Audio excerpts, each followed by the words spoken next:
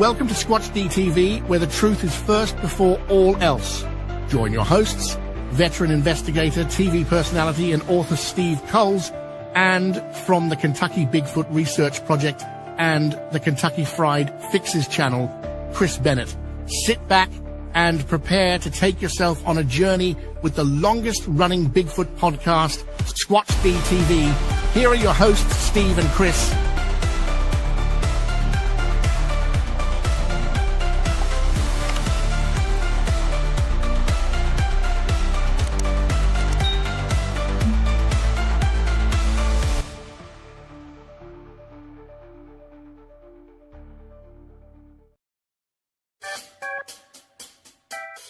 And good evening, everybody.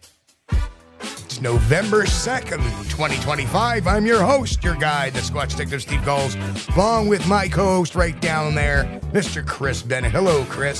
Steve, how's it going, man? It's going well. Good. I'll tell you. Well, we got another memorial show this week. Well, I hate it. We lost another great one. Yeah. First, we lost Dr. Jeff Meldrum. Right. Yeah. What a year. What a last quarter of this year's been. We lost Dr. Meldrum. Yeah. Then there was a West Coast. That's interesting. I didn't touch nothing. That's because I hit the wrong music. Oh, okay. Buttons. Too many buttons. So we lost Dr. Meldrum. Yeah. Then we lost, out in the West Coast, there was a researcher by the name of Scott Violette, who was very popular. He passed away. Right. Wally Hersham, the big Tom Slick of our era, the guy who financed a lot of different projects. Yeah. The man behind the scenes, he passed away. Then we learned that one of my early mentors, who I looked up to as a hero, Dr. Wolf Henner Fahrenbach, passed away. Yeah. Of course, he was in his 90s.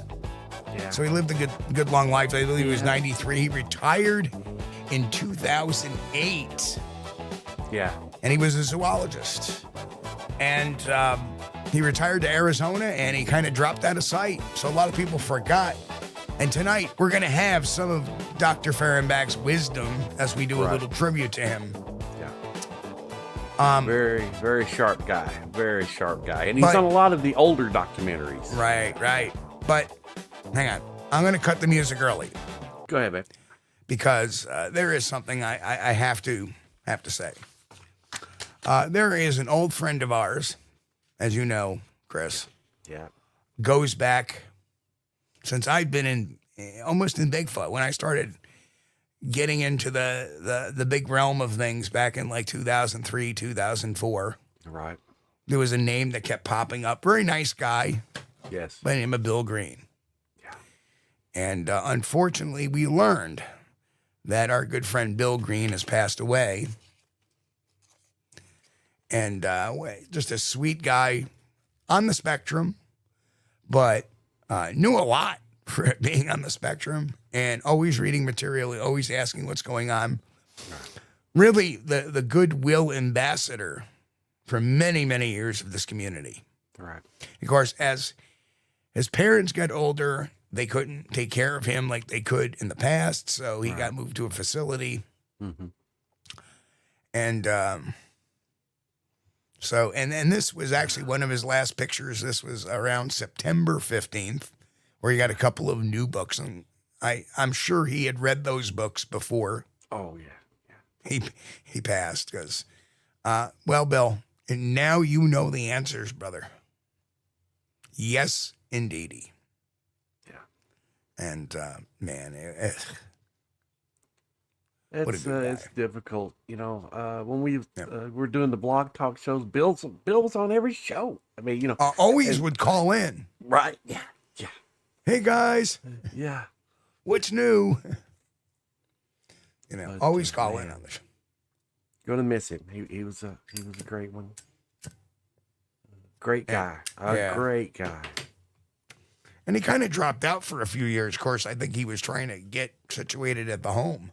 Yeah. Then once he got his bearings there, he started popping up. Yeah. Well, life gets busy sometimes, and sometimes, people will move away from Bigfoot for a little while, then they'll get back into it. And granted, he was on the spectrum, so this was his life. Yeah. Yeah, this was his life.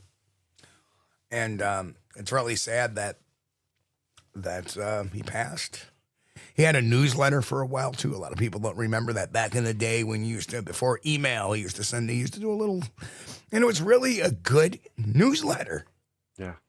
And a lot of information about sighting reports and what's going on with research and stuff like that. Yeah.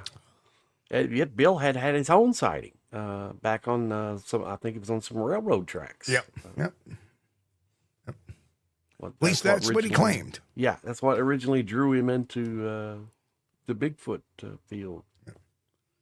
But man. Yes. He used to do New England Bigfoot research. That was his. Man, gonna miss you, Bill Green. Yeah, very true, Reverend Quantum Bigfoot. But let's honor today, in memoriam and tribute to Bill Green. Let's do a tribute to one of who I consider one of the unsung heroes. Of course, Dr. Wolf Henner Fahrenbach had passed away at 93. So, I mean, he did not die young or suddenly or anything like that, which caused a lot of trauma to us, but it's still sad nonetheless. So, let me give you an overview of who Dr. Fahrenbach was for those who don't remember him, because like I said, in my formative years from 1998 through 2008, when he retired, Dr. Fahrenbach was one of my unsung heroes. Yeah. You're going to hear a lot of things tonight by Dr. Fahrenbach that you can see where my philosophy is kind of melded with some of his. Mm-hmm. And something in doing this show, something I completely forgot about what he said about some of the paranormalism. I didn't realize that. Wow, I forgot about that. And we'll listen to that in one of the clips. But we got a bunch of, about 25 minutes worth of clips today of Dr. Fahrenbach, just some phenomenal stuff. Yeah. I was reading through his paper on footprints. He evaluated the data, and you can still see that over at the BFRO. They've got it. Well, you can right see it right website. there at Squatchdetective University. Yeah, Squatch-D University got it too. Okay. Yeah. Right. And if you get my book, Bigfoot, a scientific examination. Right. I have Henner Fahrenbach's charts upgraded to modern time. And I do a whole case study on Henner Fahrenbach's statistical study in the book. That's how much he meant to me. And I'm going through this book, and now I realize that two scientists that were in that book that were alive are now gone. Yeah. And then I look at this list of scientists in the book, and they're all gone now. Not a single one is living. Because in the book, I cited Dr. Jeff Meldrum, Dr. Henner Fahrenbach, Dr. John Bindernagel, Dr. John Napier, and Dr. Brian Sykes to some extent. Well, I have a way of looking at the only one living in that is Haskell Hart, Dr. Hart. Right. I have a way of looking at it too. We all owe a death. We're born to die. Nobody lives death forever. Is part of living. But, some of us get more life than others. And Dr. Fahrenbach had a lot of years, and which I wish he'd had more, But then the tragedy is when you die young. Right. And I considered Jeff Meldrum very young. 67 is way too young. You're right. I think he deserved more. Yeah, and like Sally says, Dr. Haskell Hart is not a spring chicken either. Right. He's another retired scientist, but now he's doing this as an avocation.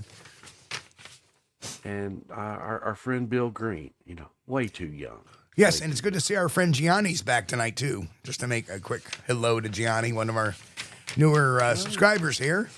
Welcome. And grazie, Gianni. You know, the old Squatch-D, I don't know if he knows this, but the old Squatch Detective here, I'm half German, half Italian. So my mother's side was all Italians, and yep. I mean, second generation Italian. My mom was a first generation American. Very cool.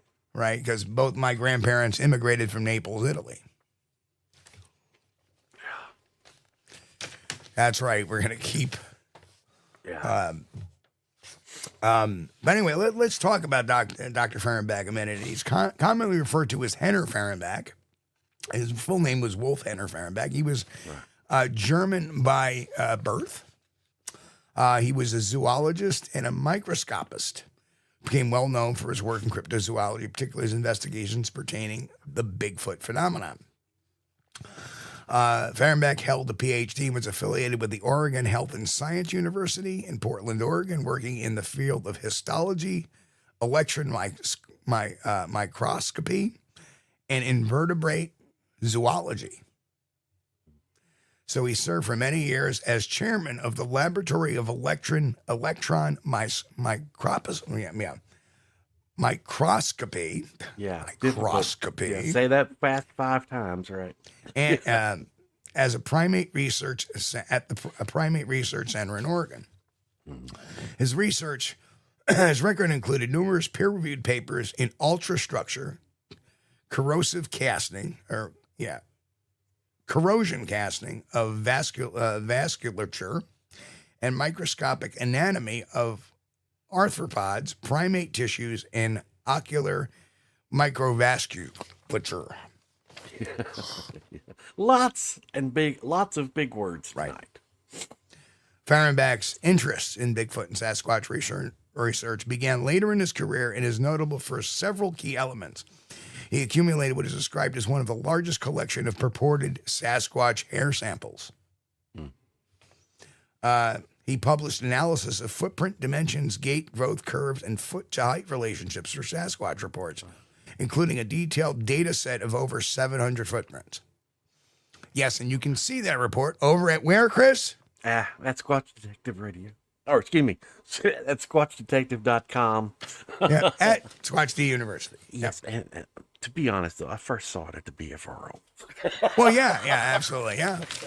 Yeah, I mean, yeah, Henner was part of the BFRO at the time. So, yeah. It's good stuff. It's really, it's a paper, okay? It was published in Cryptozoology, I think was the magazine. I think.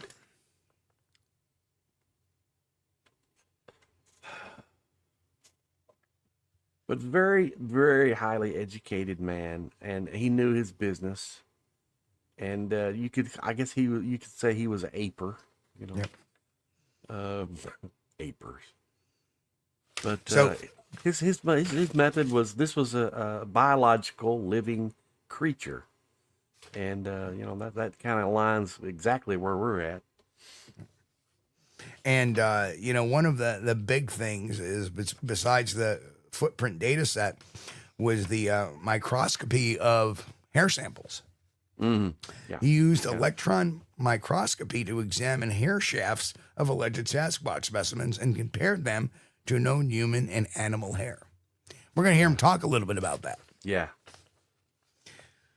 Electron microscopes are pretty cool. And given his academic credential in microscopy history of biology, Fahrenbach was one of the more formally trained scientists to engage seriously in Bigfoot research, which earned him some respect, but also skepticism from mainstream zoological fields. So yeah, and Dr. Fahrenbach, like I said, was a science guy. Yeah.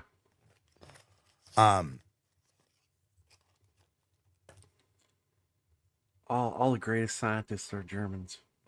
That's true. That's true. Well, sorry. Anyway, yeah, in losing him, but you'll see a lot of what I say let's play a clip from Henner, and this is when he was talking about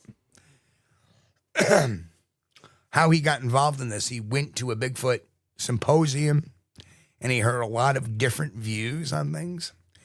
And just to show you, this interview was a Squatch Detective radio interview. The date of the show, Chris? 2006. Right? April 6th, 2007. 2007. Okay. So this show is almost 19 years old. Yeah. Luckily, I still have it saved in my archive. Somehow it survived all the computer crashes. That show is actually older than me. I can say that truthfully. Oh, yeah. You didn't that show is older another, than me. Yeah. For another almost 3 years. Yeah. Yep. Yeah. Yeah, I mean, Chris came along after Makes me 3.5 feel years of doing this show. Yeah. And this was even before Billy Willard's time as co-host. Yeah. Just to show you how old this is. Yeah. This was when I was working with a non-Squatcher co-host who was very quiet. And truthfully, I looked at the date and I was kind of shocked because my world would be turned upside down 10 days later. So this was the last show I did with that co-host. Right. Because he opted to hang out with my ex-wife and her friends. Yeah. Oh, wow. So, but this is April 6, 2007. Let's play clip 1 where he talks about looking at Bigfoot through the lens of statistics. Here we go. Yes. Good. Anything of that nature, that is, anybody who came and talked had opinions that were diametrically opposite from any of the preceding speakers. And so that, of course, gave me the idea that I should go through the entire literature of Sasquatchery and gather all the numbers that have ever been collected by anybody and simply do statistics on them. And I spent about, good 5 leisurely years on it. 5 leisurely years. Doing that and grinding away at the statistics to come out with averages. And the advantage of statistics is that, pure numbers weed out the outliers. And so you can, after a while, see at a glance that, nowadays when somebody comes and says, I saw this 30-inch footprint, you simply ignore them because, it is so far out of the realm of the possible, you don't even have to think about it. So now you see some of my philosophy right there. Yeah. Why does Steve doesn't investigate this or that? Why don't you investigate this or that? Because the outlier, it's so outside the outliers that it's probably not real. And it took him, I find it amazing that it took him, 5 years. Well, he said leisurely years. That means, he wasn't working on this constantly during the time, but 5 years to put this together. And AI can do that in a matter of minutes now. Yep. It's amazing. Yep. Sure. Which is anything of that nature, that is, anybody who came and talked had it started over. Isn't it amazing how before we couldn't get it to diametrically opposite from any of the preceding speakers. Oh, there we go. And so that, of course, gave me the idea that I should go through the entire literature. Yeah, this is Sasquatchery and gather all the numbers that have ever been collected by anybody and simply do statistics on them. And I spent about, good 5 leisurely years on it, doing that and grinding away at the statistics to come out with averages. And the advantage of statistics is that, pure numbers weed out the outliers. And so you can, after a while, see at a glance that, nowadays when somebody comes and says, I saw this 30-inch footprint, you simply ignore them because, it is so far out of the realm of the possible, you don't even have to think about it. Sure. So there you go. There. That was the end of the clip. But yeah, so now you see why a lot of times I kind of pass over certain sighting reports because they just are so outside the outliers. I saw this 12-foot Sasquatch. I saw this 14-foot Sasquatch. Well, admittedly, there are some big boys out there, but we're not going to be addressing the subject of a 20-foot tall Sasquatch. Right. Or a 15-foot one. Yeah. That was like the time I went out to New Hampshire when the guy who had the videos, and he was kind of being elusive as to where the videos are being shot. Well, it all started when I saw this 15-foot Sasquatch over here. Oh, okay. Like, oh, no. Tell me it can't be so. I've driven out here for what? Yeah. Number one thing you find out when you get there is a red flag. Oh, that's not good. That's the number one thing. Yeah, and it was so funny. Yeah. It was so funny. Crystal Panic looks at me. I'm so sorry you drove out all this way for this. It's all good. We can make use of the data here. Well, yeah, you never know till you get there, right? You got to be there. You got to ask the questions, and you got to find out. Now, again, Grant says an 11 to 14 foot one was seen on Finding Bigfoot. It was by a nurse. I understand that, but I've said this: when you get to a certain height, you lose perspective of how tall something really is. Yeah. So you may see something that's 8 foot tall, but wow, it's so big it could be 14 foot tall. So your mind is right, like your grandparents when you were a little kid, or even your parents are so tall. Right. And then you realize that your father was only 5'9". Yeah. It's just your perception is off. And that's why I always tell everybody, if you're out in the woods, I know I said that before, Grant. It's good to remind everybody that's new here that make sure right. you see the limbs at the nearest tree. Match the closest limb to the top of the Bigfoot's head. And that's tough to do under a high stress condition. Sure. You got to understand the psychology of the mind works in there too. Is that you have the psychology of things, you tend to lose perspective of a lot of different aspects. So, especially when you're seeing this thing and you're like, oh, it's a lot more traumatic seeing a Bigfoot than it is witnessing a bank robbery, unless you're in the bank.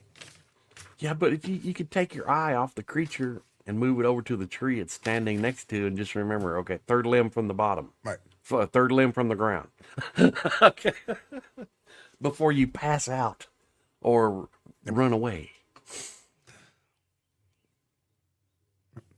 So here we go. Net clip 2. Forget what this one's about. I think, so now you better understand as to this one's a little bit longer, and you'll understand a little bit more of how my philosophy got very much influenced by Dr. Fahrenbach's work. Here we go. You need fewer calories per pound of animal. I was talking here about the mass, body mass, and is related in a certain fashion to the surface area, and the surface area doesn't increases actually in relation to the contents the smaller the animal gets. In other words, if you think of a bacterium, it's all surface and has virtually no contents to speak of, whereas an elephant has a lot of mass and relatively little surface area compared to that mass. So per pound, they need less intake. But even then, a Sasquatch has a substantial, even resting caloric requirement. And I think the way they support that is, first of all, by eating everything and anything that's edible in the environment in the way of plants. Sounds like the Squatch Detective. They are known to hit on deer and elk, and they occasionally get wild boars, and whatever they can they lay their hands on, they'll eat. And that really corresponds to, let's say, Native Americans who would eat absolutely every kind of animal, was it with feathers, fur, or scales. If it walked or flew, it got eaten.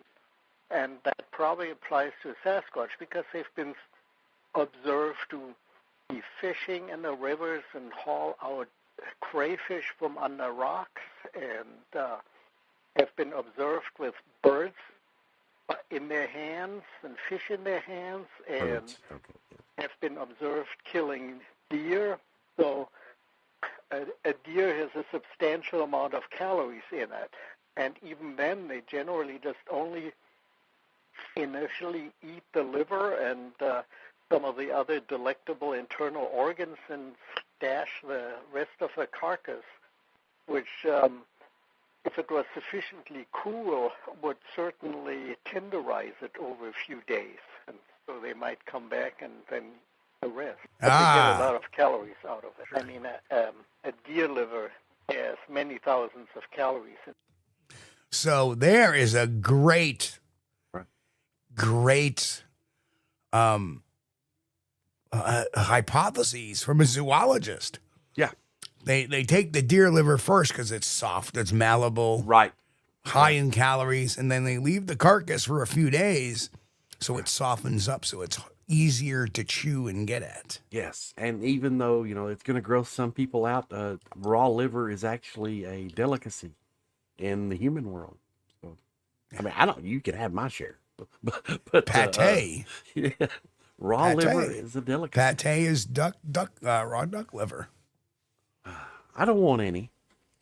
But Although don't get me wrong. Hey, although I gotta say that when I went down to the Sanders house, which is the original home of Colonel Sanders, where they started, not only did I get an order of fried chicken, of course you had to, but I got an order of fried chicken livers. Oh gosh, yeah, you got to have them. Those are delicious. Yeah, and I'm about ready to paint up a sign and start protesting outside of KFC's here locally because they stopped having the chicken liver meal, and that was a big thing around here. I was like, oh my gosh, you guys, that's the only thing you cooked that was good. Yeah, fried chicken livers was good. But, I love liver. It's great. Liver and onions, beef liver and onions. I love that too. And a lot of people don't like that. Yeah, yeah. It's when I was a kid growing up, again, my father was a first generation American too. Right. My grandparents came from Germany. Mm-hmm. My grandfather was born in Hanover. My grandmother was born in Württemberg. Mm-hmm. And they came over here. And so they're, again, another first generation American. So literally I'm only a second generation American. Mm-hmm. So I still have a lot of those old world things. And one of the things my father used to cook is bacon, liver, and onions. Yeah. And he cooked the liver in the bacon fat. Right. Give it some flavor and bread it and fry it. And that was dinner. Yeah. So you grew up understanding that it was cheap. It was, and again, he grew up in the Great Depression. So a lot of what he learned to cook was peasant food. Mm-hmm. That's what Yeah, and that turned out to be, now liver is kind of expensive. And I don't know why. Not really. And it's still, by the way, didn't mean to. Wow, sorry about that. What? We just woken up everybody here because I have to change the levels for the. But we're back on food again. Yes, we are. Sorry about your ears, folks. I think we lost about 5 listeners after that one. Of course, as being a fat person, I enjoy talking about food because I enjoy eating food. Right. But, Dr. Fahrenbach was talking about them getting the liver out first and the internal organs and eating those first and maybe storing the carcass for later, thus allowing the meat on the carcass time to tenderize. And that is exactly right. And that's the reason why, like you have very big cuts of meat like Wagyu. Yeah. Which is aged. Right. And it's amazing. They'll age it in a cooler for a year. Yeah. How was the meat not get rotten? I don't understand, but there's a process. I don't know. But I do know, when I was a kid, 16 years old, my first public job I had was working at a place called Sahara Steakhouse, owned by a very nice man and woman, the Hishmas. Learned a lot from those people. Yep. And a lot of good things. And he had the best steak in Kentucky. I don't know if it's in the United States, but he had the best steak you could buy in Kentucky. The reason being, he would buy sides of beef, which was an entire critter split right down the middle, okay? And he would they came in on the truck, He had a walk-in cooler behind the restaurant, and he hung those sides of beef. And Mr. Hishma, smart man, he was also a butcher. So he would slice his own steaks from those sides of beef. And he knew exactly how long to let them hang before he sliced them up. Miss Hitchmo would be out there monitoring while he was slicing, and she would say, no, make it a little thicker, They were Arabic people, and oh man, wow.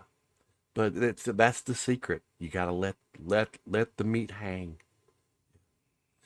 Oh, Yeah. Oh, Gianni's boy. a very unique way of storing and preserving meats in Italy. Oh, I love the salamis and the bolognas and the... Oh, yeah. And Oh, the, yeah. And the gabagool. That's And the probably prosciutto.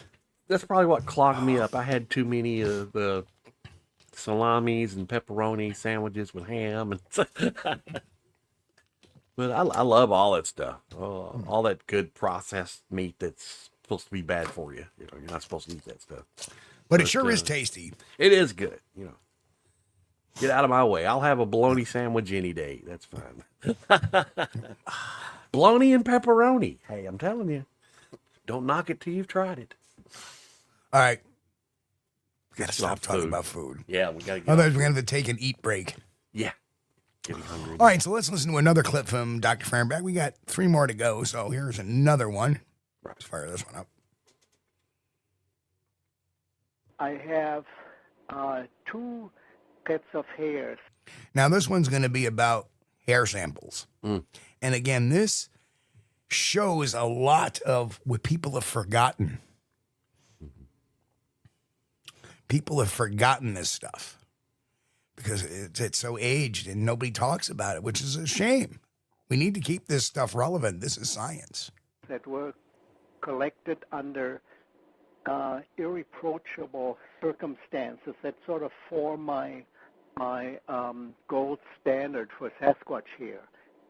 They were both collected by 3 collectors simultaneously from 2 twist-offs from 2 different animals. Both of them were seen in the vicinity of the twist-offs. That is, these were being tracked. And one of the hair samples was long and black, and the other hair sample was that is on the average. And the other hair sample type was relatively short and much more reddish-brown. And these 2 Sasquatches corresponding to that color were subsequently seen within the next half hour or so. So I'm quite sure, and aside from that, I should say that the 2 hair samples, other than for the length and color, had the identical microscopic structure. And what you look for in the microscopic structure is the pigment distribution, the presence and type of medulla above all, which is very characteristic for many animals. And then as a last possible choice, there's the cuticle around the outside. But aside from that, there is the fine detail of the pigment, whether it is streaked or punctate, whether the pigment occurs in big globs and batches along the inside the cortex of the hair, what color it has, and then lastly, all the Sasquatch hair that I've found to date, which is, I think by now, 21 samples from 4 states. They all have a faint reddish underpinning to the color, all of them, whether they're very light or very dark. They always have that reddish undertone to them. So, and the Sasquatch hair conveniently has seemingly no medulla. The medulla in human hair is either quite conspicuous, the central channel full of degenerated cells that looks dark under the microscope, and in human hair and higher primate hair in general, this medulla is tends to be fragmentary. That is, it's interrupted. And you sometimes have just pieces going along, and sometimes it's a continuous channel that has just breaks in it. In the Sasquatch, you seemingly have no medulla to speak of. And so that's at least a first diagnostic hint that you're dealing with Sasquatch here when you're looking at a sample.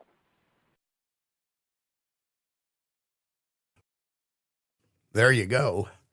So now we have a breakdown of something that's long forgotten about the red pigment Yes. that's in your hair samples. Mm-hmm.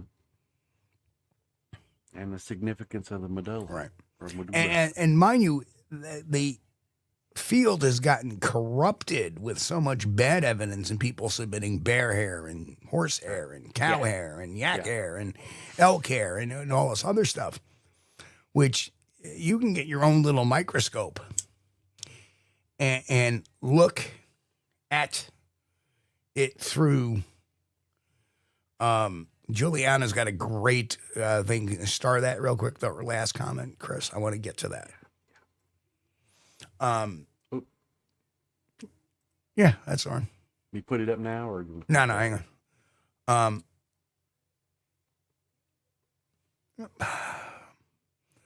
And that's something that's got lost over time. People don't know what they're looking for. I mean, he's enabling the citizen scientist here, and people didn't realize it. I mean, I don't think even the term citizen scientist existed. Remember, I came from a time period before most Sasquatch researchers are out there that are now. And I remember this as a young upstart going, this makes a lot of sense. Now we know what to look for, right? Here's a guy giving us the roadmap. The roadmap. And yet it's lost to time because he wasn't a flamboyant person. He was a scientist, just a hard-driving, quiet scientist that got interviewed in a lot of documentaries, but they were serious documentaries, and he wasn't a lot of flair. And, of course, loved Dr. Meldrum, but Dr. Meldrum got a lot of attention because he had all the physical things. Oh, look at this footprint. Look at that footprint. Look at that footprint. So the visual thing came in. Yeah. You know, Henner had a piece of paper that said, well, here is the charts, and this is what we found. So it wasn't as exciting as Dr. Meldrum had those physical things. So Hollywood often would ignore Dr. Fahrenbach. Yeah. And go with the... And go with stuff that people can see, visual, but it's TV. I understand that. But this is why we have podcasts now. And not everybody is going to own a microscope either. I mean, even though they're very cheap and you can buy one that plugs right into your computer, and those are for, they were $20. I don't know. They may be $30 now, the cheapest, but you'd be surprised what all you can see with one of those. Right. So let me first talk to if any other studies had similar correlations. Well, the studies, and nobody's picked that one up. Nobody's picked it up, and that's a shame. And Mike Nation writes, he's 100% right every bit is read, and every bit right matches. So, yeah, he is spot on that people who have actually been out in the field and seen this stuff on a scientific basis or a research basis knows that this correlates. That's right on or what we're finding is correlating with what he said, almost, 18 years ago almost. Right. Juliana made a comment that said Melba Ketchum, she did the DNA study. I might be spelling her name wrong. It's Melba, not Melbourne, Melba. Close like Melba toast. And her study was exactly that. It was toast. Her study was not scientific. It violated numbers of different protocols. She took peer review as an insult rather than something constructive. Yeah. A lot of cognitive dissonance and a lot of confirmation bias was included in her report. Right. And that was actually one of the peer review complaints of that particular report, was that there seemed to be a bunch of basically confirmation bias. Like, we don't need a history of the Sasquatch in the scientific paper. Yeah. And what you feel it is, because you're not bringing any science to the, number one, that's nothing there scientific. All right. Right. Science is science. So they're not interested in your personal. So opinion. yeah. So just do not facts, believe ma'am. the Just Ketchum facts. study for 1 minute. And we've there was a channel out there that tore Dave Paulides to shreds too, and I myself, third party encountering some witnesses that have encountered Paulides, say that he was more focused on the abnormal than the overall case. So again, he's steering the narrative to what he believes rather than letting the evidence speak for itself. Yes. And then that Paulides and Ketchum have that similarity together. And that's what you got to understand. That's what people have to avoid, Juliana, is the importance of crafting your hypothesis to the evidence, not the other way around. If I believe Bigfoot uses infrasound, yet I find no evidence of that, and actually I find something different, then that should change my hypothesis, right? But what these folks have done have steered their evidence and ignore other evidence to focus on that one particular thought. Yeah. So... And Mick asked, would it be worth doing a show on the Ketchum Report? We've already done some shows on the Ketchum Report. We had one very good one with Dr. Hasselhoff. I've heard all the debates, no doubt, in the two I mentioned. Well, maybe you should go back and look at the shows we've done on the Ketchum study and how wrong she has. In fact, I recently wrote a blog over at Squatchdetective.com. Check that blog out. You will see everything wrong. For example, did you know that Mel Ketchum, who big claim to fame was, I testify in court in Texas. I'm a certified expert witness. That got pulled from her due to professional misconduct and professional negligence. So yeah, that's a story in itself, right there. Right, and that's a story in itself, Yeah. right? And it was over a murder trial. So yeah, she is definitely not one to follow. You want to follow. Unfortunately, these people are gone now, but you want to follow the works that were done by Jeff Meldrum, John Bindernagel, Henner Fahrenbach, Haskell Hart. Right. Read Dr. Hart's book. It breaks down the whole DNA study and how wrong it was. And that's not an argument. So that's the important. That's the reason why we kind of have to push that stuff aside. We need to stick with focus on the real, not stuff that's hypotheses. We need to focus on how we can collect the evidence. But that's my take on it, and I appreciate that, Julian. And you're always welcome here, and you're always welcome to disagree. Yeah. As long as we keep it classy. Right. So, all right, Henner clip number 4. Here we go. Not studied the Skookum cast particularly. I've looked at a lot of footprints, and I've found footprints in the field myself, but I haven't dealt in any detail at all with the Skookum cast. It is not an item that carries any immediate conviction to a skeptic. It's too tricky to figure out what went on, what the animal did to leave that imprint in the ground. And if you have something that you have to look at a long time and study and interpret, it doesn't carry a heck of a lot of conviction. You can always use the comparison of the Patterson movie. If you look at the Patterson movie, you've got a creature striding along there, and there's no ifs and buts about it. But thereafter, all the pictures that have appeared here and there in print over the years, they have to use the Patterson movie as comparison to verify that the picture could possibly be a Sasquatch. Now, that doesn't really carry much weight. Any picture nowadays that would carry some element of conviction should improve on the Patterson imagery and not require it for verification. So there you have it. There is a great way of looking at Bigfoot evidence, photos in Right. particular. Right. And he makes mention of the like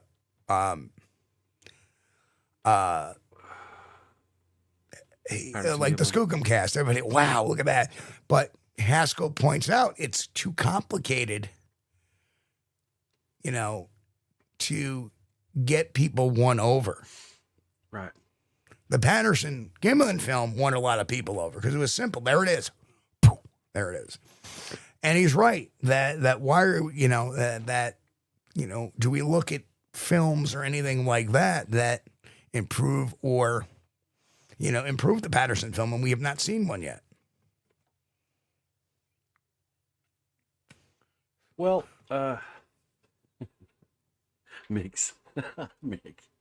Yes, Mick, I remember you were there at those shows. I remember that. No, I think he's teasing me. You had, Yes, he's teasing, yes. But Dr. Hart went over the points of the problems he had with the Ketchum study, right, which I thought were very, it's fact-based, okay? That information, which I can't pull off the top of my head right now, but it's all in those shows. Yeah. And Dr. Hart has a great book out, too. Yes. So if you want the breakdown, more of a breakdown than you got from the Ketchum study itself. It was a whole. Let me find. It's been so long, I can't remember the title of his book, Steve. It's called. Hang on.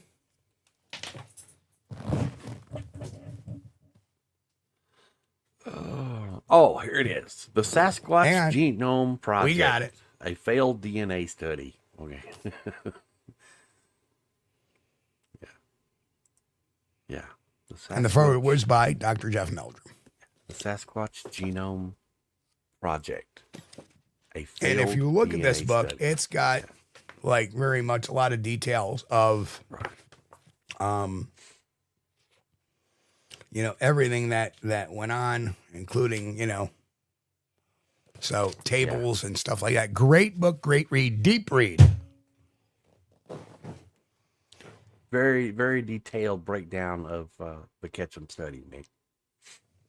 Absolutely. I just forgot what clip we played. I think we played clip 4. The one where you start talking about the Skookum cask and then comparing the information of Hattie. What's kind of funny there is he was kind of insinuating, and that was the other thing about Dr. Hart. Haskell dug in this study because he originally wanted to defend it, but realized it was wah, wah, wah, wah. Right. I'm not going to play the soundboard because I have the soundboard turned up for the audio clips, which, if you noticed, are really clean for a Blog Talk show. Yes. Yes. That's because I cleaned them up. Yeah. See, the beautiful thing is that if you had listened to the old recording of this, sounded like you were in a tin can, but right after putting them through a high pass filter and doing a noise reduction, came out very much cleaner. And all the Blog Talk shows were done over the phone, so you're going to have that phone conversation sound. And even our phone conversations now are much cleaner because we go through Google Voice. Right. Yeah. So that's why, and with the soundboard amping it up, we can make those phones sound a lot better than what they even are, back in the Blog Talk days. Of course, it's the reason why Blog Talk is no more. They never fixed that. I did learn that if you call in, not to use your phone on speakerphone. Just have it set normal. Correct. Yes. Otherwise, put it to your ear. Right. Right. Otherwise, it sounds like you're in an auditorium. But that's better quality than the original recording that aired on. Yeah. Otherwise, if you're so if you call in, folks, do not definitely do not put it on speakerphone. And if you have the show on in the background, you got to turn it off. Otherwise, we start sounding like this, like this, like this, like this, like this. Yeah. So, echo.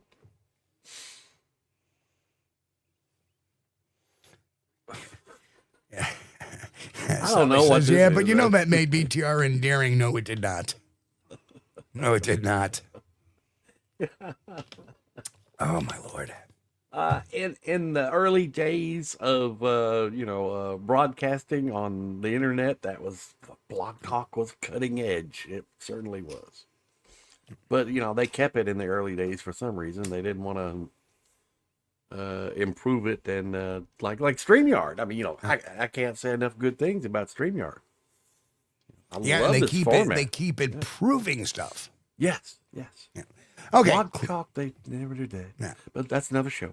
That's another show. Clip number 5. Here we go, and that'll give us time to talk a little bit more and open up the phone lines for tonight. The business of infrasound has been battered about in the Sasquatch community for a while. Good one. It is based on the fact that every so often. Yeah, and you'll notice there'll be a little divergence to what I believe here, but he came up with an alternative theory that I had long forgotten, and I'm going, maybe he's got a point. Somebody minding his own business, wandering through the forest, let's say with a backpack on, suddenly is overcome with a totally unreasoning fear. It's sometimes described by the person as if suddenly they have a feeling that somebody's standing in a forest pointing a gun at them. And it's happened, let's say, that a hiker suddenly turned on his heels and ran 100 feet down the trail and then stopped and then thought to himself, now why did I suddenly turn around and run? I didn't have any compelling reason to do so. Also, there are very often reports of people just feeling uneasy or feeling observed or being unreasoningly afraid all of a sudden in the forest, which, I mean, it hasn't happened to me, and so I know once you're used to the mountains, you're not going to be afraid of the mountains for no reason at all. And people have always wondered, and in some of these situations, it became clear subsequently that, in fact, the Sasquatch was nearby, so that there seems to be some connection. And then people unreasoningly think, oh, it must be telepathy or something absurd like that. But there's no sense using absurd and paranormal explanations when a good reasoning and some analytical thought can find a perfectly rational explanation for it. One of these is infrasound, which would be a sound wave that is clearly not audible, and I would say it would have to be probably 12 cycles a second or less, which is very slow. Now, my reason that I don't feel happy about infrasound is produced by elephants and rhinoceroses. These creatures are inherently very large, and they have a very large resonant cavity to produce such sound. If you think about organ pipes that produce the lowest tone of about 16 cycles a second, these are yards and yards long, like, 30 feet long, something like that. Now, a Sasquatch doesn't have a vocal tract that is anywhere remotely of a size that it could reasonably produce infrasound.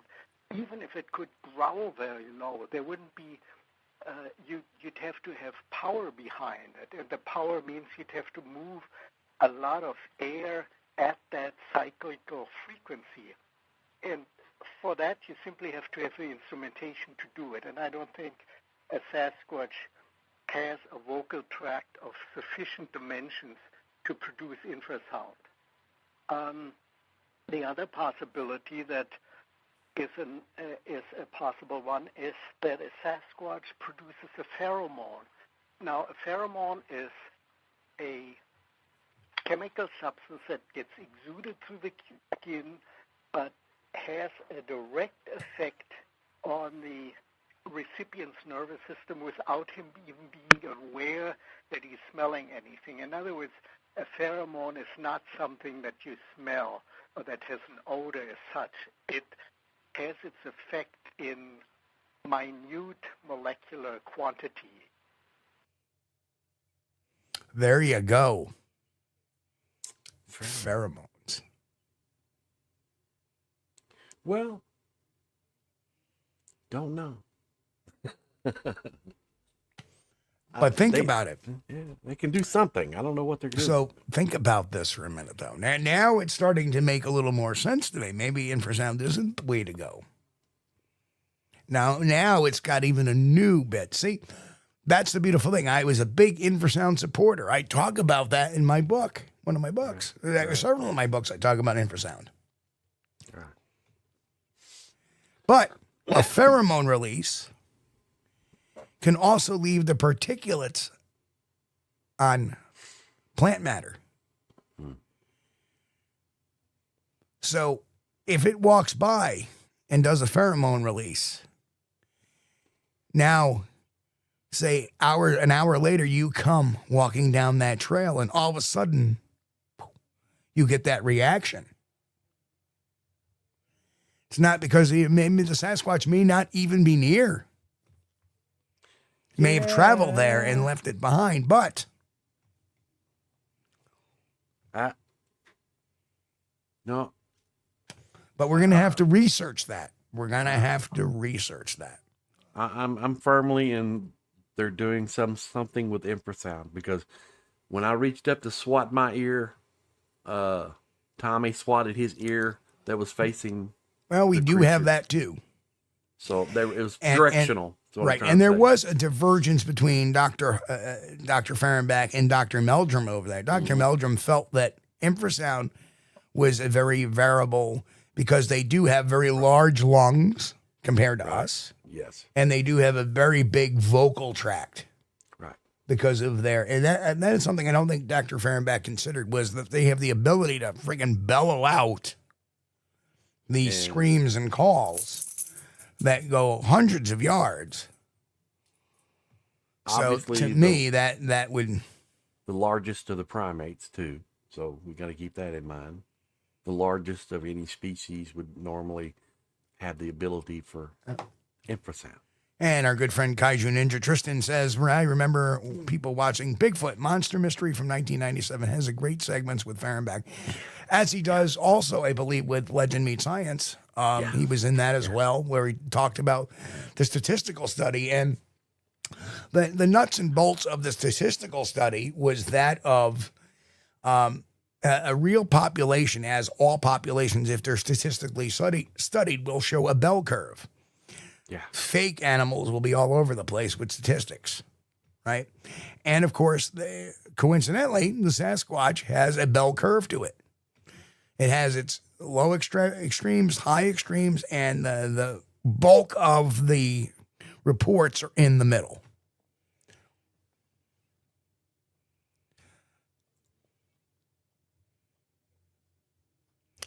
So, oh yeah. Tigers produce it. Tigers, blue whales also emit infrasound, which travels miles. Grant asks, if they have larger lungs, wouldn't we be able to hear them? Infrasound is inaudible to the human ear.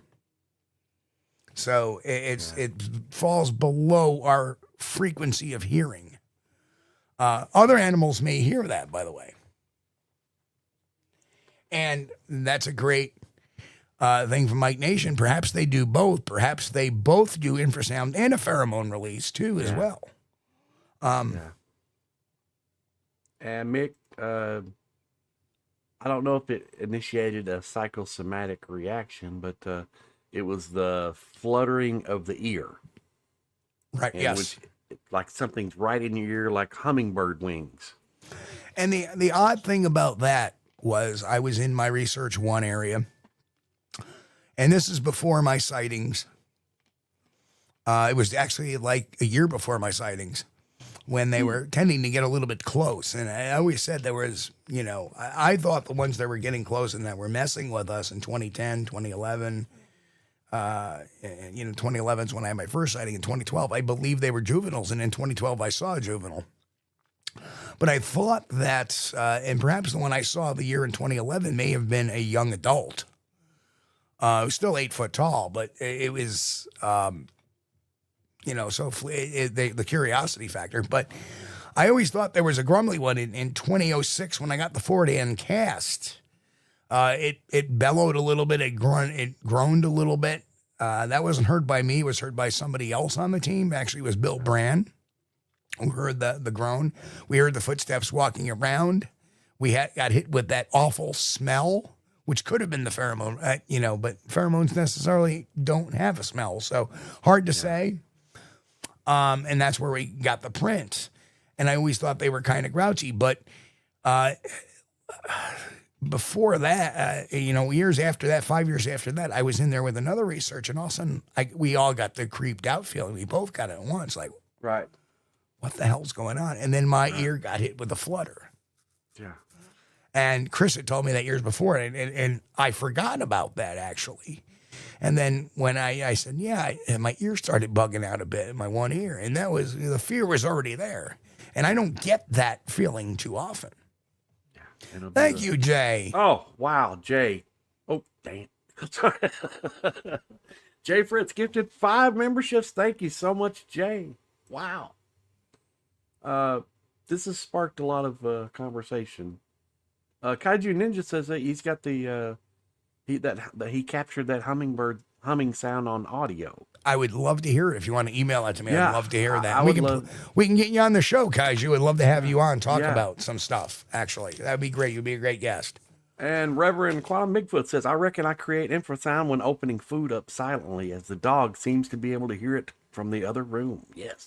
You know what's even amazing is my dogs, when my wife drives up the road, like you can have cars all day long go up and down the road, but they recognize the sound of her car. Yeah. And let's see. Jen says Chris Sasquatch was in Rondex had it happen. He's been trying to talk to people that also experienced it. Is there any way for get a hold of it? Yeah, sure. I'll put my email in the. Oh, wait a minute. I'll have to open it. Hang on, I'm doing that right now. Yeah, I don't have the YouTube chat opened up because my computer is a dinosaur. But just have him email. So Tristan, I put that up there in the chat. So, oh, that'll work. Yeah, I'd like to hear that. I haven't heard that. Maybe I have, and I just didn't recognize it as something unusual. I know that's why I want to hear it. It's got my curiosity peaked, and that's what it's about. This is about learning, and we have to be flexible in what we believe. Mm-hmm. It's a rolling. Even though I'm very staunch on certain things. Thank you, Tristan. Don't know what it is they're doing. Right. But they're doing something. Yeah. Is it a pheromone? I don't know. Are they doing, could they be playing a Native American flute? And I don't know. It's something will cause that flutter.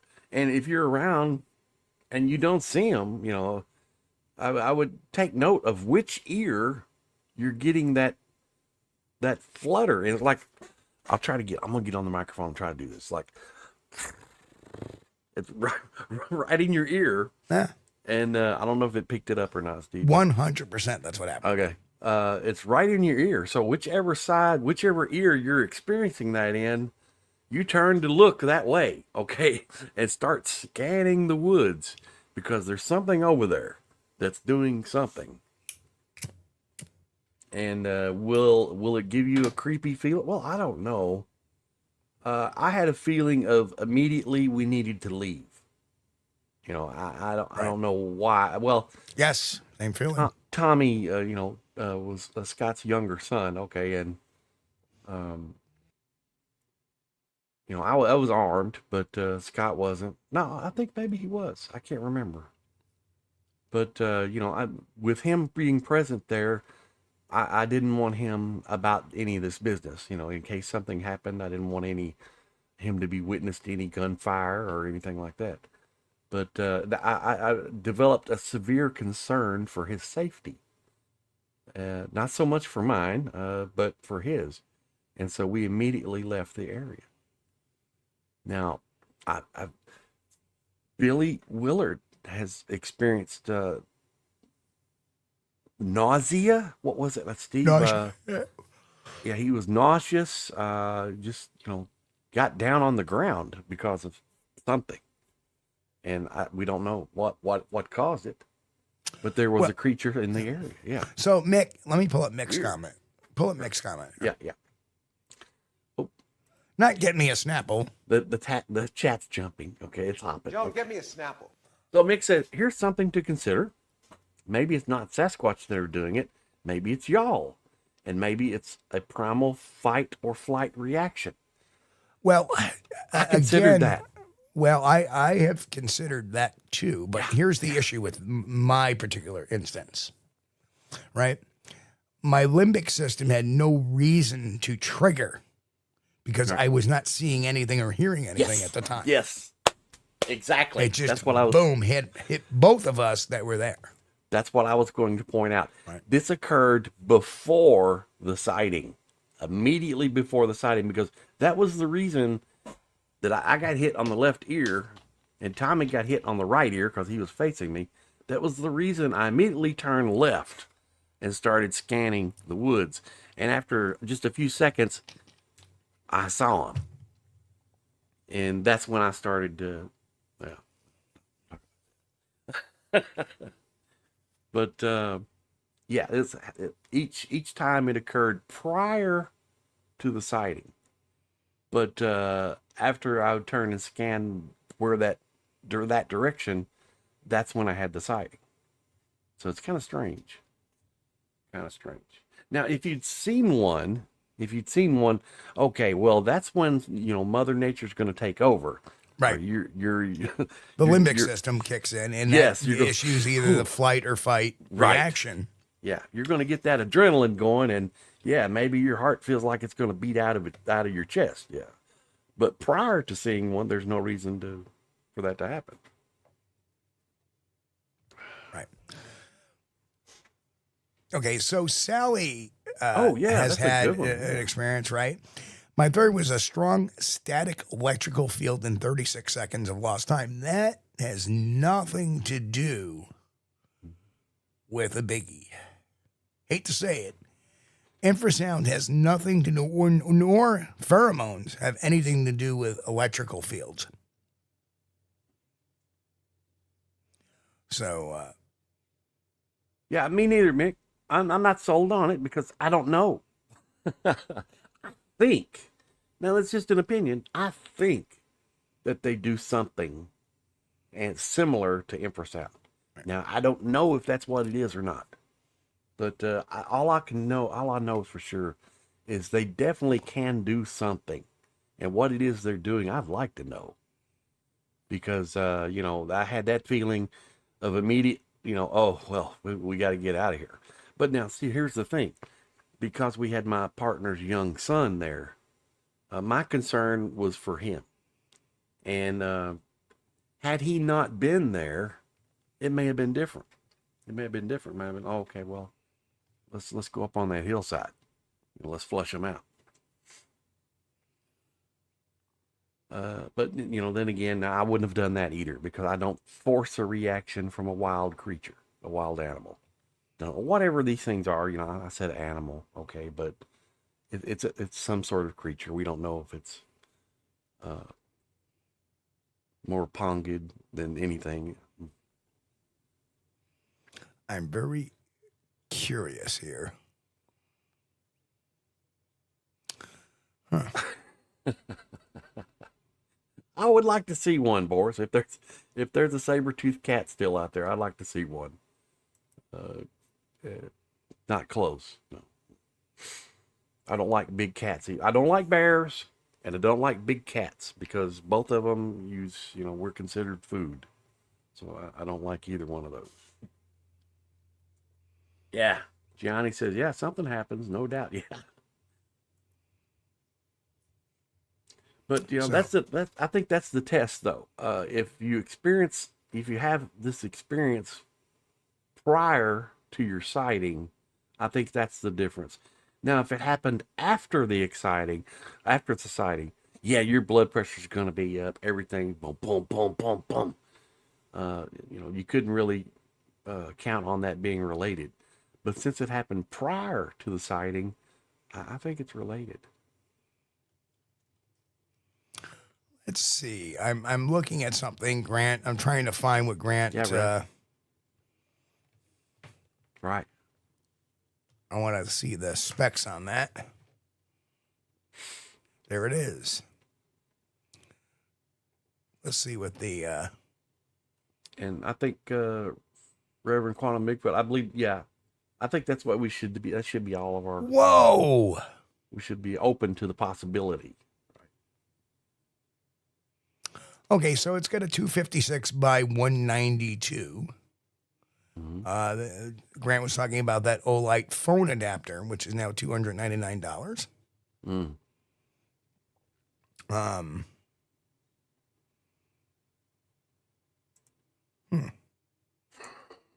Interesting. Well, yeah, $299 is not exactly, chump change either. That's quite a bit of a paycheck, Yeah, and it's got the 256 by 192, which is a little bit of an. It says thermal images upscales to 2.5 with. So it's upscaled to 512 to 384, which is higher than some thermals, but I still question. Thank you, Tristan. I will take a look at it after the show. Yeah, Grant, that's much better than $6,000. Right. The average person can't buy a $6,000 thermal scope, but now it might be put together $200 or $300. Yeah, I know. So should we open the phone lines, folks? I think we should. Yeah. All right. Let's Hey, somebody wants to call in. I mean, we're not going to force you, but if anybody wants to call in, sure. And I've seen. I saw Henry in there earlier. He's been kind of quiet. He may have left, or he might be just, kind of hiding in the background. But if you guys haven't already, check out HB May's Cryptid Corner on YouTube. Henry usually, he'll do sometimes weekly or bi-weekly, sometimes twice a week, sometimes once every 2 weeks. He'll put stuff up, and it's really interesting. Sightings and stuff like that, and not only Bigfoot, but also other cryptids like the Loch Ness monster. Sorry, Mick. Shameless plug for Henry's channel, but Mick.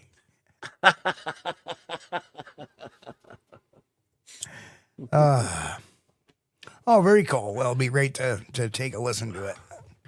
Maybe I can throw it into my my editing software, see if we can't enhance it a little bit and see what we can get out of it. Yeah.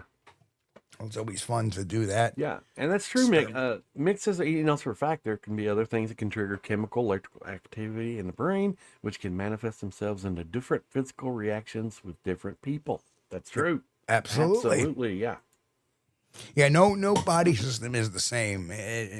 You know, a lot of the limbic system reacts to the way you've learned things. And there, we gave Henry the shout out too. And Yeah, Henry, again, my condolences. I know you were really close with Billy. Yes. Mm-hmm. And man, I am so sorry, brother. I know Henry's feeling it. It's been a tough year. Man, Tough year. but Henry's channel is good, and I enjoy his presentations he does. And Grant, I think you will too. Grant, I am very ashamed that you don't even know that song, Bop. Oh man. Someone's meatloaf. Yes. Okay, grasshopper, that's a good one. Yeah. I swear. Mick and the meatloaf. You know, I'm searching for the bad meatloaf. Okay. I've had, store-bought stuff that, wasn't nothing to write home about, but I still ate it. Right. But I'm that way, I'm kind of, what's the nice word? Frugal, okay? I'm kind of frugal, so if I buy some frozen crap at the store and I throw it in the microwave and it tastes like, the cardboard box would have been better, I'll still eat it because, hey, I paid for it and cooked it. Right. Might as well eat it, get some benefit out of it. Even though it tastes like the cardboard box it came in. Ah, yes. And Mick brings up a good point. Many prescribed medications can cause the exact same symptoms attributed to infrasound reactions. Yeah, That's especially true. if you're on psychotropic drugs such That's as, true. Yes. trazodone or Klonopin or, like that. They can cause some issues like that. Yeah. But, Wellbutrin, right. When I experienced that happening, that specifically that day, I was on blood pressure medication to lower my blood pressure, and Tommy was not on anything. Right. He's just a kid. Yeah, I'm just on my typical diabetes medications and blood pressure medications. And yeah, it's kind of funny when me and Steve met up at the Steve sprung for the room up there at the Ohio Bigfoot conference, and we were sitting. Everybody else was down at the bar partying, and Steve and I were sitting in the room talking about our blood pressure medications that we take. What a great we're a bunch of guys. We're not a lot of fun at a party, I guess, but as you get older, that's just what happens. But come on, we ended up having a good time anyway. We did. We started getting into the we started getting into the we started getting into that groove. Anytime we get together, that's always a good time. And it's trouble. It's it's filming, it's Bigfooting, and it's trouble. Yeah, when Steve's here, man, it's like 3:00 in the morning, and we're out going to get a milkshake. Okay. Yeah, we tend not to. I was shocked. We just went to the all night 5-star whatever quick stop whatever, because it was about the only thing open around here. And Steve finds a machine where you can actually purchase a milkshake, and you stick the cup in there, and it's got like a paper thing on the top, and it's like mixing up a milkshake. God, I forgot about that. Wow, this is great. I didn't even know that existed. I didn't even know that was possible. Yeah, it's a Keurig for milkshakes. Yeah, I was like, wow. I didn't know that. I didn't know that was here. I didn't know. Of course, they have the usual stuff, the coffee pots and the. Yeah. Reverend Quantum Bigfoot says, I could do with the milkshake right now. By the way, and our condolences to our friends over the pond about that whole violent incident that happened, a few days ago. Man, never stops, does it? Stay strong. But yeah, I get that hankering for a milkshake. Even though I have diabetes, I got to have one every once in a while. Well, yeah, with your sugar levels, you take your medication, and that could bottom it out. So, back up. So I met Bill Green way back in, I want to say it was probably 2005. Yeah. Maybe even earlier, to tell you the truth. Actually, it could have been 1998. Yeah. When I first started, because he was always everywhere. He was everywhere. Mm-hmm. Yeah. And during our first run on the Blog Talk years, which was roughly from 2006 through about 2012, then we took a little bit of a break. We came back, we did a few shows in 2014.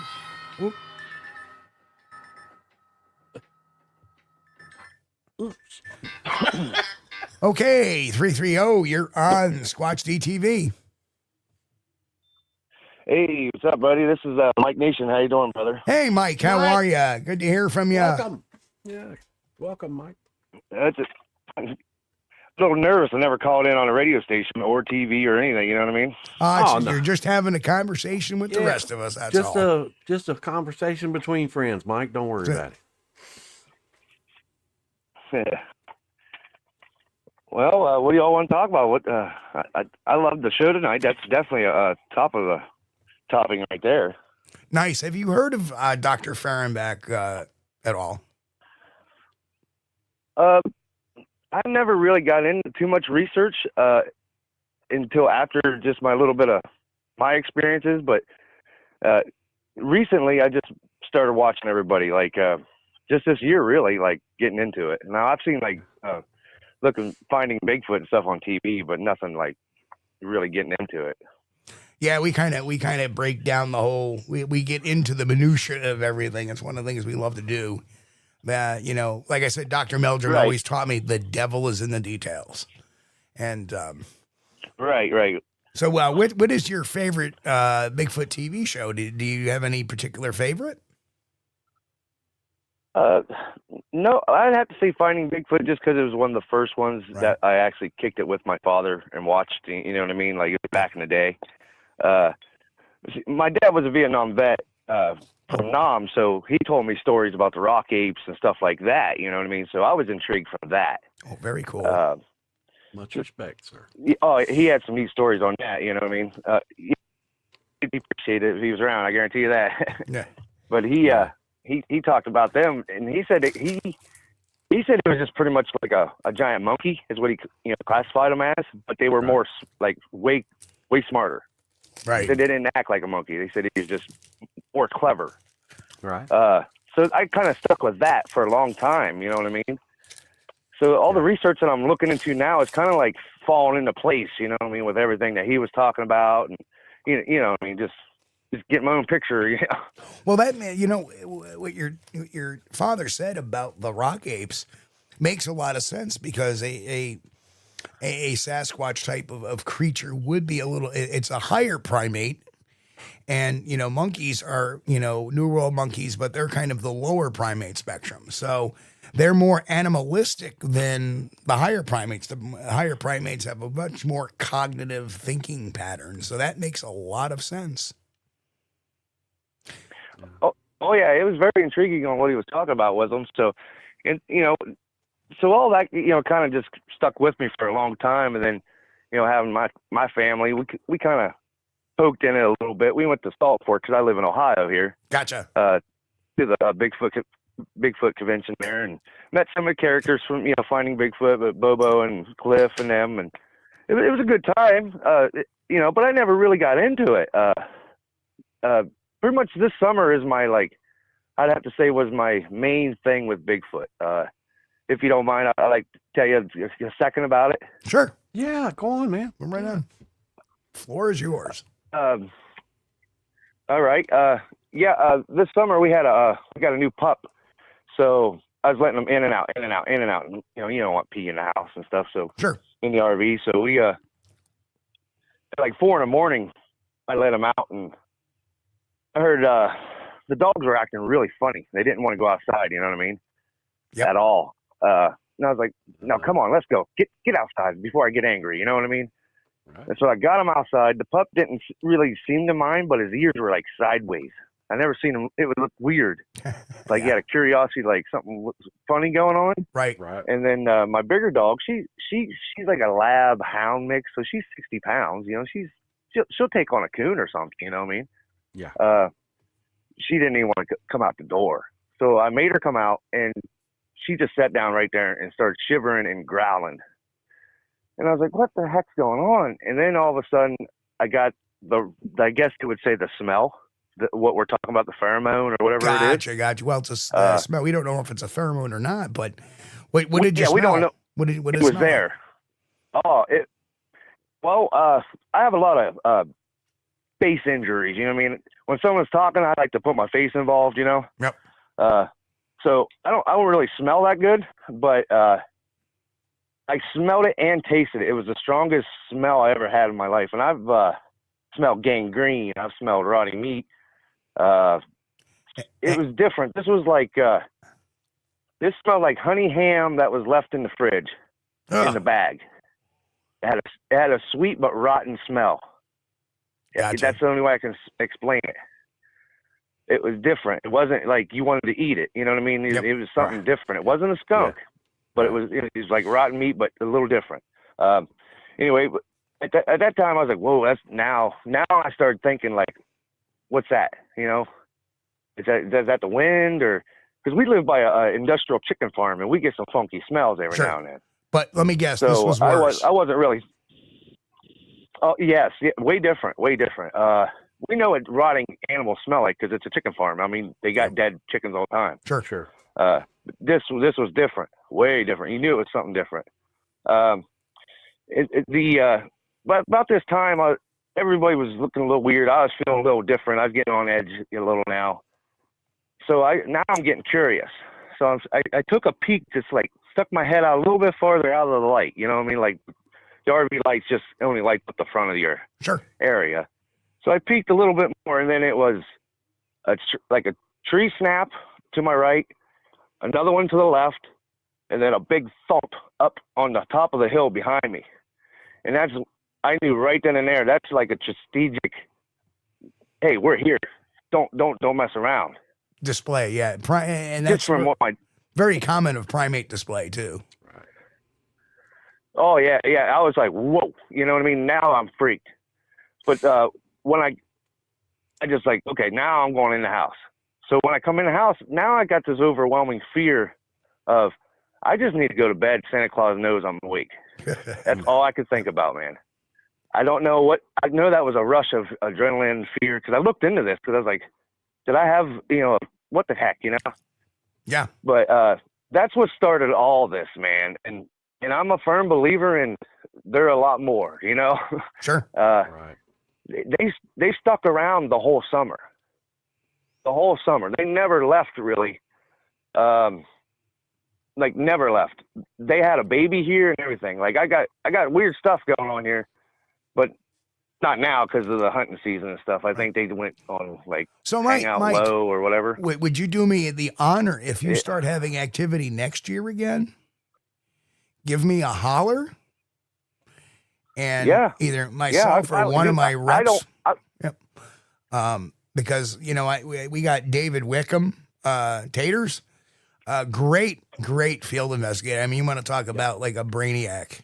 Right. Great guy to have on your team. Okay. Come up there and check things out. I could, depending on time, now that I'm on the 5-day work week, which is a beautiful thing, not a 6-day work week, I may be able to take a day off and trot on up there. And there's Grant. It's all good to me. Grant is local to me too, and he's like road trip. So stuff happens. Holler at us, please. Let us know. Sounds good to me. And maybe we can get Grant to come along too, and Mike can and stuff like that. We'll come up and we'll check it out for you. Well, like I said, I didn't want to be the crazy guy. Everybody has that. Do I tell? Do I not tell? But this is important, I think. No matter how it comes out, if I'm crazy, not crazy, or however it is. But definitely. I think it's important that everybody needs to know. Yep. And Mike, you're definitely not crazy, and we thank you for sharing this because, like I said, when I got the Fort Ann cast, we got hit with that smell, and I was a paramedic in my late teens. I became an EMT. In my 20s, I became a paramedic, and I've been in houses where there's been bodies sitting around for a couple of weeks or even like a week. Oh yeah. And whatever I smelled worse than that. And it was like, boom. Yeah. And it comes like this and it goes just like that. Yeah. And it was there and it's gone. Yep. Exactly. Yeah. It was weird. It was very weird. It was something I never smelled before. And I thought parvo was bad, when dogs get sick, that smell, I mean, this was even worse than that. Like it was like, it was bad. Like you didn't want to mess with it, whatever it was. Yeah. Now, if there was a dead body in there or a dead body nearby, that smell would just be there. It wouldn't, it wouldn't leave. Yeah, it would. Yes. Like I said, I can't explain it any better than it was there and then it wasn't there. And then them actually breaking sticks to let me know that they were there. Cause I'm more of a curious type of guy. You know what I mean? Like so if my dogs are scared, I'm going to beat that possum up. You ain't going to beat up my dog. You know what I mean? But this wasn't a possum. You know what I mean? Well, there's a couple of things about your encounter that I really like. And one, you're talking about your dog's behavior, how they behave, how they're when they're in the area of a Sasquatch, and they show they're definitely intimidated, they're fearful, frightened, not exactly king of the hill, and that's one of the they did. That's one of the things that I typically like to listen for when people have a dog with them at their sighting or their encounter.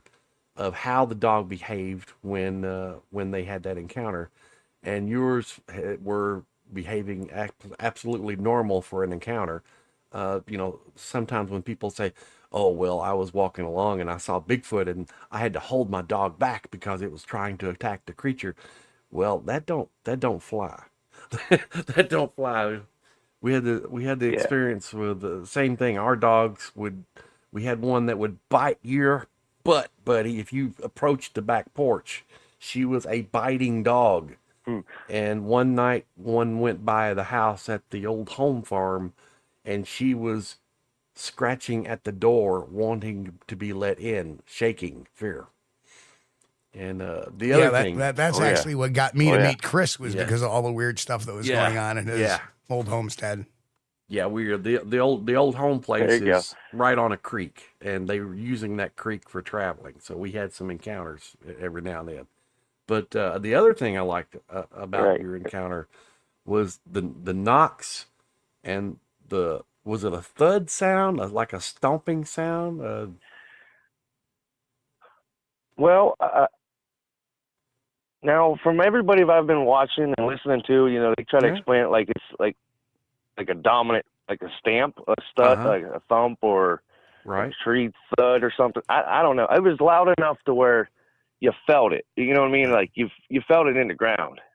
Yes, that's what I was fixing to say. Figured, yes, we've had NESRA, the Northeast Sasquatch Research Association, was doing an expedition just opposite to my research area, right? And they experienced somebody who had a sighting, and at the same time during the whole thing, they were cooking. They were grilling out for that camp out meal, and they were grilling bacon and pork chops and a bunch of other things, and that smell went wafting into the woods. And next thing you know, something stomped the ground where they could several times that they could feel. It was almost like they could feel it on the vibration on the ground. Yeah. So, yeah. Yeah, it was weird. So, you are not experiencing. It was very weird. So, just so for your own comfort, you're not experiencing anything crazy or unique. You're experiencing things that other people have reported over time about this, which kind of helps validate some of the things you're saying to us. Absolutely. Yeah. Well, I did what everybody else would do. Either you don't tell or you go all out. So I went all out. I'm telling everybody I know my stuff out there on YouTube. People can check it out if they want. I'm not pushing it. But I want to get it out there just so the truth. You got to have the truth. So what's your YouTube channel? Throw it out there for everybody. I don't even know it by name, but it's just my name. It's Mike Nation at 6'4" something. Oh, don't worry more about that. In the comment. Like if it. Got it. Now, what you can do, and I'm not even like I said. I don't try to push me, man. No, but here's the thing. I'm not even in it for that. No, it's all good. But no, people here in the chat or listening may want to see some of your stuff. So they're interested. Yes. Right. Yeah. Me too. I had. This is what's weird. Like this is what's weird, guys. Like I had a whole nother channel. Like I was I like to go gold panning and gold mining. Just for a hobby. Yeah. So I had a channel like that for 12 years, something like that. Mm-hmm. And then I started posting about Bigfoot. And then all of a sudden, dude, it kicked me off. Like it kicked me clean out of YouTube. I had to start this whole new channel just to do this. Oh, jeez. Wow. They shut your channel so down? that's why I'm not promoting me. Yeah. Yeah, they said I was doing some type of monetizing or I don't even know what I was doing. So I'm not doing anything. You know what I mean? Well, I couldn't even watch YouTube. Well, we've been. Yeah. So we've been on now for how many years, Chris? Now we're going on the ending of our 6th year. Next year it'll be 7 years on YouTube. Yeah, I don't know. Like 2019. 2019 we started on YouTube. Yeah, okay. Hard to believe. I remember that switch. I love your guys' show, man. You guys are straight up, man. I appreciate that. Thank you. Try to be. Thank you. Well, I mean, and I'm gonna say this right off the rip. Everybody lies, and if the person looks at you and says, "Oh, I don't lie," that's your first lie. You're welcome. You know what I mean? That's true. Everybody does. Well, there's been times that I've be had truthful about it, though. You know. Right. Yeah, I've never lied about this field. Right. I've never lied. Have I lied to like criminals saying nothing will happen, or we just want everybody fibs. You know what I mean? Like, you got to be honest about it. If you fib, you fib. Hey, just be honest about it. There's a difference in that. We just want to know the why. No, we want you to confess so we can arrest your ass. Yeah. Right. The difference is about the difference is about the lying thing, man. Is if your wife asks you how do you like her new hairdo, it doesn't matter what you really think. You better say, "Oh, honey, that is beautiful. That is beautiful." So you love it. Yeah, there's sometimes I can be. The one time I was brutally honest was I always teased my mom. Here's a good mom story. I got to throw this out there. So we were. I'm laughing. Mike, is it Mike's Nation? Mike Nation Topic? Is that right? Your YouTube channel? No, I don't know. Okay. Well, whatever whatever comes up when I talk, that should be exactly how you type it in. I don't know. Jen was trying to post. Because I didn't want to change anything. Thank you, Jen. Okay. I should have a few videos. I think it's like you'll see it on there. So here's the mom. Here's the mom story. We were going to a wedding. I was picking her up. And here I am in my suit, and everybody's dressed to the nines. And my mom comes out, and she's wearing this green dress. She goes, "How do you like this nice green dress I got?" I said, "Well, if it had a few more pockets, you look like a pool table." Oh. I just couldn't help. No, Steve. Yeah, that's you don't tell. You don't. No. Yeah, the dress was fine, but just the fact it was green, I had to, I had to throw in. Like I've seen people wear throw it out there. You look like a pool table, mama. Yeah, a few more pockets, it looked like a pool table. Well, that's what the thing is about this channel, Mike. Is we try to find the truth. And what's true about what's going on. We look at the facts and the evidence, and we talk about that. And that's probably why we don't have the hugest subscription rate. I mean, we because we can put out BS stories all day long, like Cabin in the Woods, who's now gone to the woo side of things. And get 30,000 views a video, but it's not about the money, it's about the truth. If we posted stories like from National Enquirer, I had Bigfoot's baby, on we would get thousands and thousands and thousands of views, but we don't do that. No. Right. That doesn't help the subject. That's why we love our audience. That's why people like you gravitate to us, because you want to know the truth, and there's people out there that want to know the truth. Well, don't get me wrong.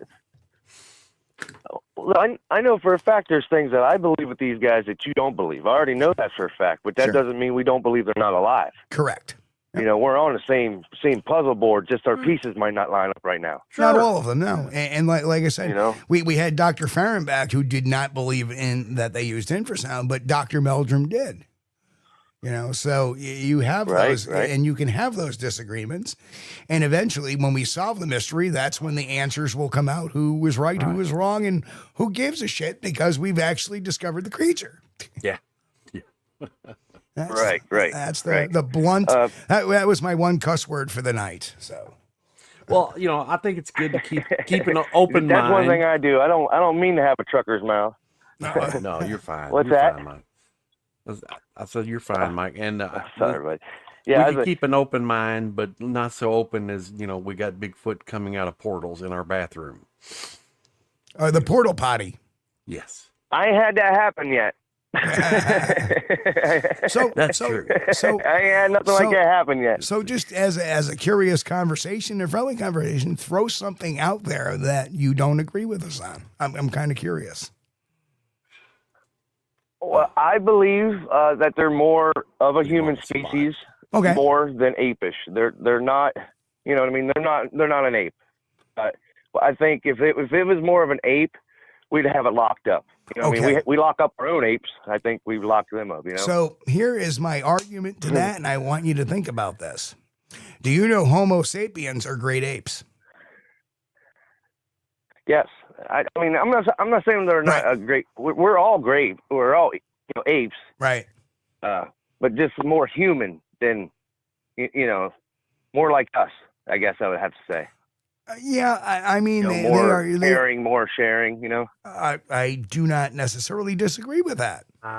See, that's the thing. Yeah, we also believe that these are emotional creatures, and they do have family groups that they have culture. They have, but they have They have not grasped the use of fire, which it was a big leap in Homo sapiens.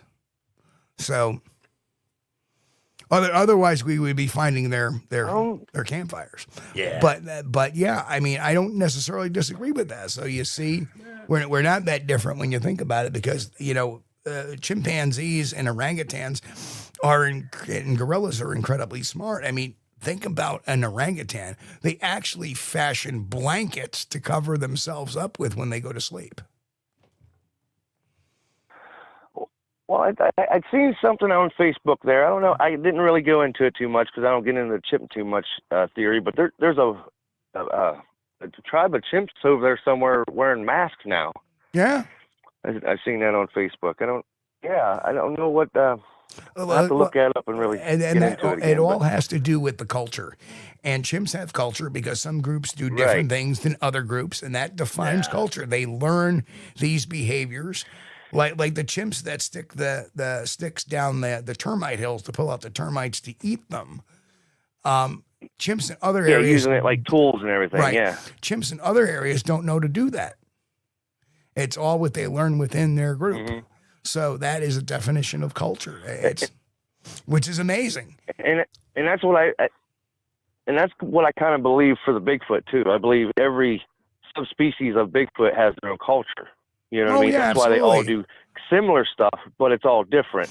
Right. You know? That's why you have some that grab salmon out of the Washington State rivers, and that's why you have some that are clamming or crayfish hunting in the southern states, and that's why you have some that are killing deer in the northern states.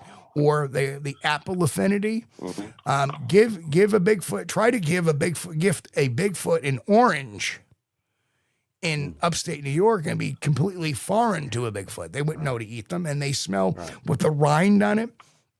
And the amazing thing is a lot of people don't know this, but the orange's defense is the rind, because it's bitter and smells bitter and whatnot. So they wouldn't know to eat that. They would bite into it and spit it out because of the bitter rind. Right. I don't think you get one to bite it. It's like giving it a banana. They've never seen a banana before. Yeah.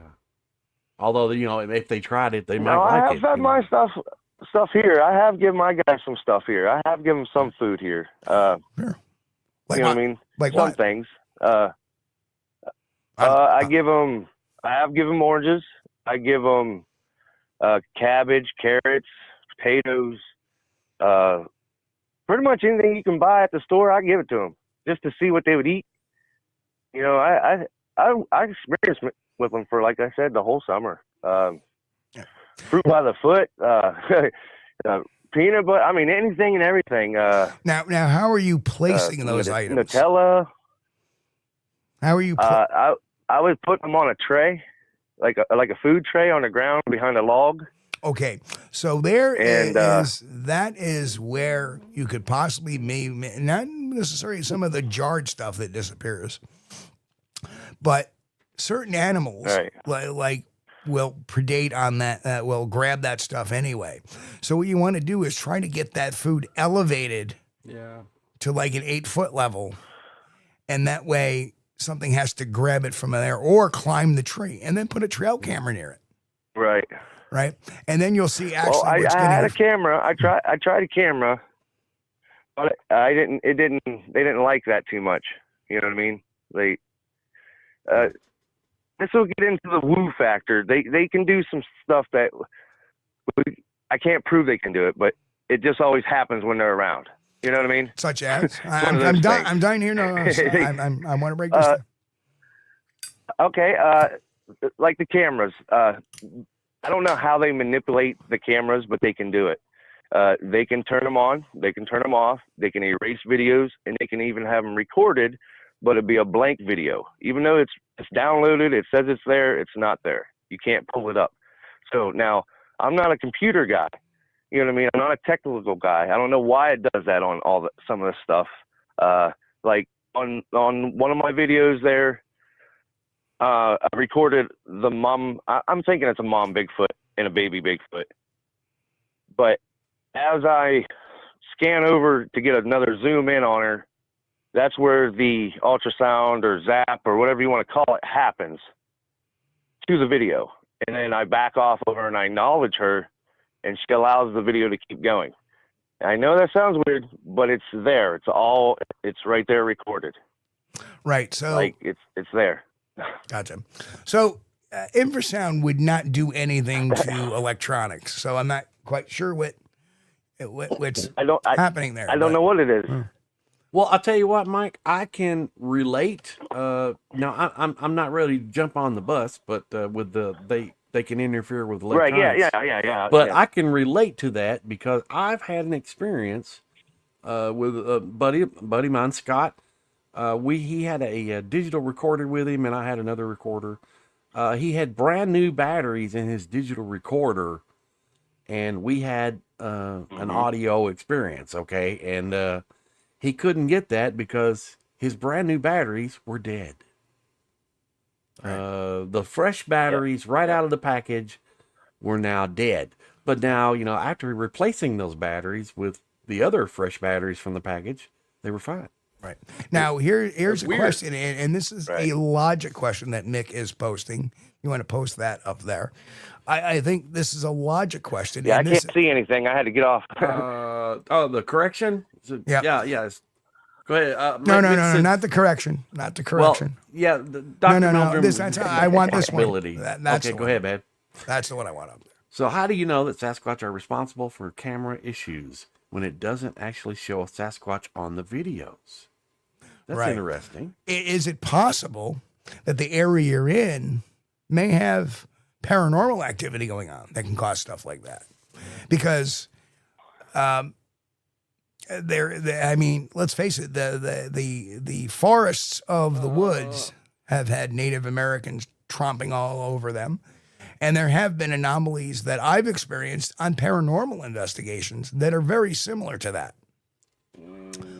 So, so you can't, just because there is a phenomenon going on, it has to be testable. You have to keep repeating that experiment, logging that in to see if that. So if this is a one-off or even a two-off, and you've tried other times you just don't get anything, it's just a matter of you just can't, because it happens once. You cannot automatically make that association. So I'd be I would put that in the hypotheses theory. Perhaps they can do that and experiment, play with it. Right. But, and that's what I would do there. I'm not. I mean, I'm just.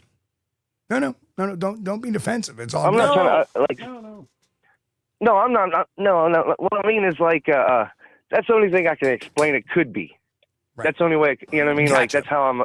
Right, and you see, I don't know how to else put it. Right, and that is the problem we have. But I'm going to be honest. You know what I mean? That's the only way I know. Right, and that's the problem with a lot of people that are non-investigators. Right, I was raised very similar to a scientist as an investigator. Right, and. So a lot of people will associate one strange thing with another thing automatically, like a UFO Bigfoot connection. Well, there was Bigfoot sighted over here, now there's UFO sightings. Well, they're two separate phenomena. Think about it as of this: are we aliens? Because 100% of the time, when humans see UFOs, we're both there, right? So you got to kind of look at the thing in the bigger picture. So.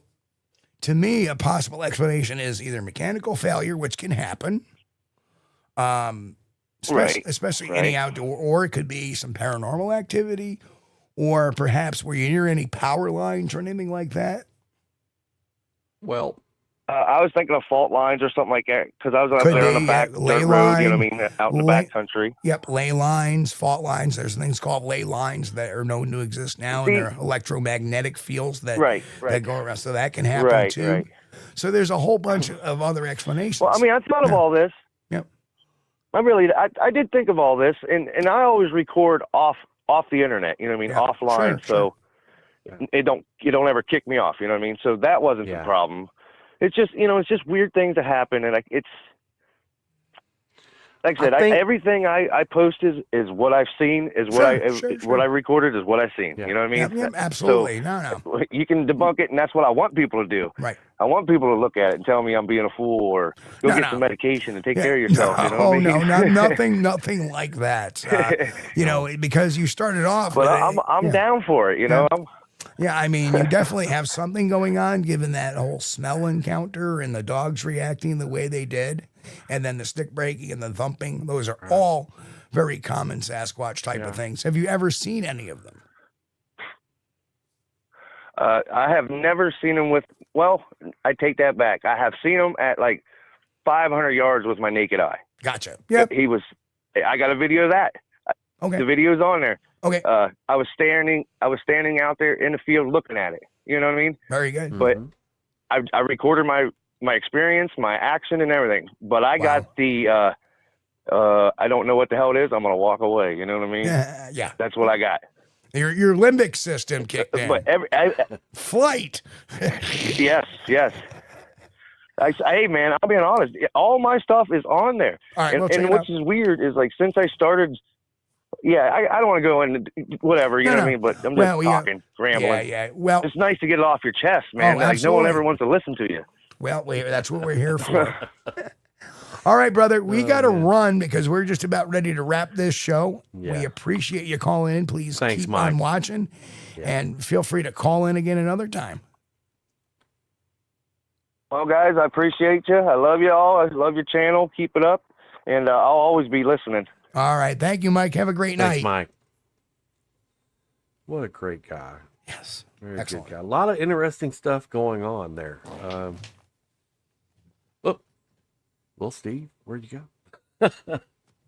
But I like the stuff that he's talking about too.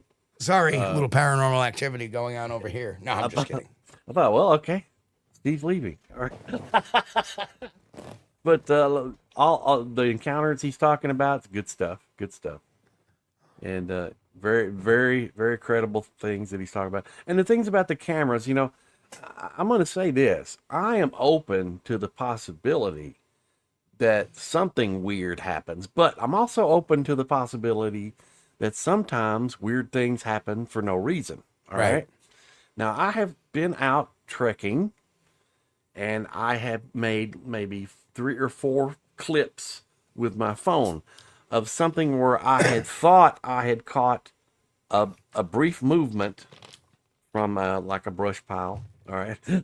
And then I made video of that brush pile in 4K to go back and review at home, because with the 4K, you know how it is. With the 4K, you can, really zoom it in, and you can get details of, well, is there something behind that log there, But, and sometimes, right before I get out of the woods, or right immediately when I'm going to get back in the truck, I look at my phone to review those videos.